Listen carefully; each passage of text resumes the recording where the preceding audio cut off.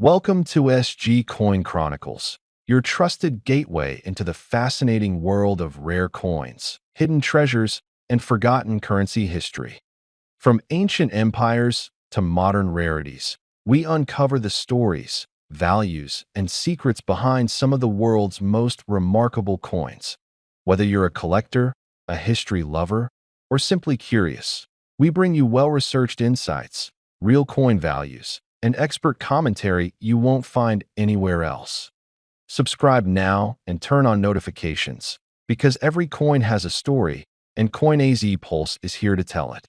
This is the story of a coin that carries more than just a face value, the 1970 South African 1 Rand. At first glance, it may appear ordinary, but in its weight, design, and rarity, it whispers stories of history, art, and collector fervor. Imagine holding a round disc, 32.7 millimeters across and 2.25 millimeters thick, weighing 15 grams. Its metal is not pure silver, but an alloy of 80% silver and 20% copper, giving it a lustrous sheen tinged with warmth. Munstuck.com +1 on the obverse side. You will find the coat of arms of South Africa, flanked by the country's name in both Afrikaans, SA Afrika, and English, South Africa. Beneath, the date, 1970, appears, and just below the arms, the initials TS appear, marking the handiwork of designer Tommy Sassing. OnlineCoin.club +1 around the arms is the motto Yex Unitate Vires, meaning from unity, strength. AmericanHistory.si.edu +2, OnlineCoin.club +2 flip it over, and the reverse reveals one of the most elegant symbols of South Africa, the springbok antelope in mid-leap, frozen in time. Above that figure is the Latin phrase Soli Deo Gloria, glory to God alone. Below is the denomination 1 Rand, and to the side, the initials JVZ for Jan Van Zyl, the engraver. OnlineCoin.club +2 Munstuck.com +2 The edge of the coin is finely reeded, adding texture and symmetry. Munstuck.com +1 To appreciate the significance of this coin, one must see it in the context of its era. The South African Rand was introduced in 1961, replacing the South African pound in decimal form. Over the years, coin designs evolved, and metals shifted as economic pressures mounted. Wikipedia +1 The 1 Rand coin began circulation in 1967 and initially used silver. Over time, rising costs forced metallurgical changes, but in 1970 this coin still carried substantial silver content. Wikipedia +2 OnlineCoin.club +2 However, while this coin bears the hallmarks of circulation, many of the silver 1 Rand coins were struck not for daily use, but for collectors and proof sets.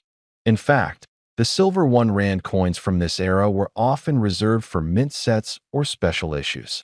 OnlineCoin.club +2 RandCoin.company ZA +2 The mintage numbers reflect that.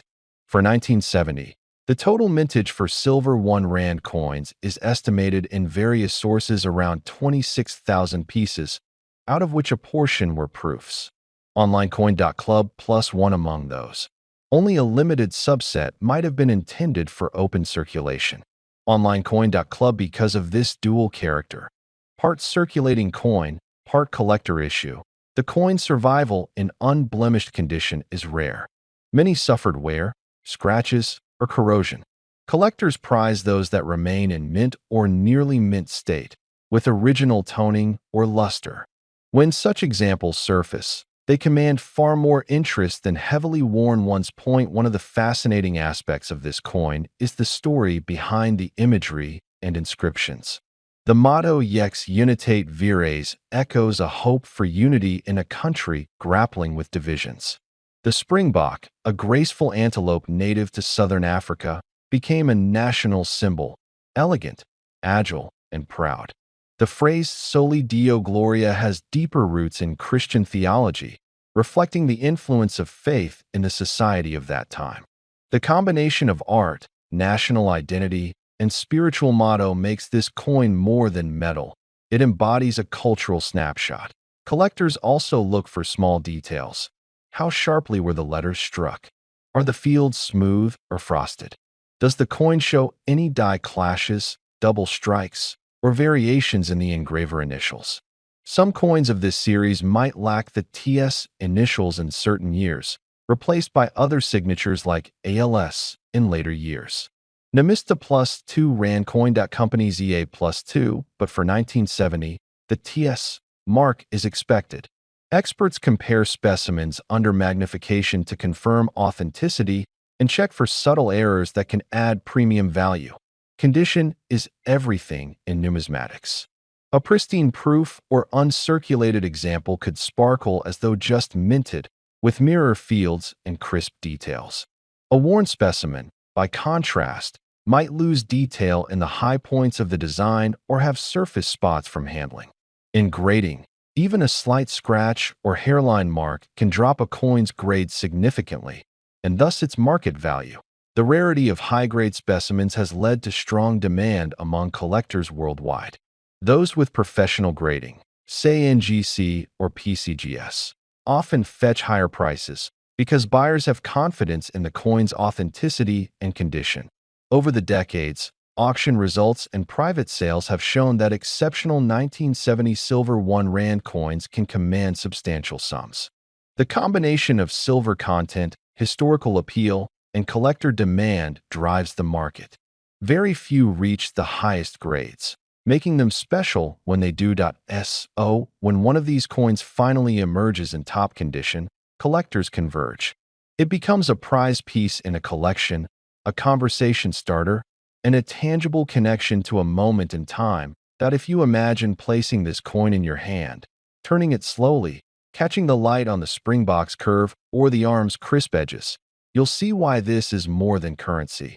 It's a relic. And among relics, this one enters the realm of the elite.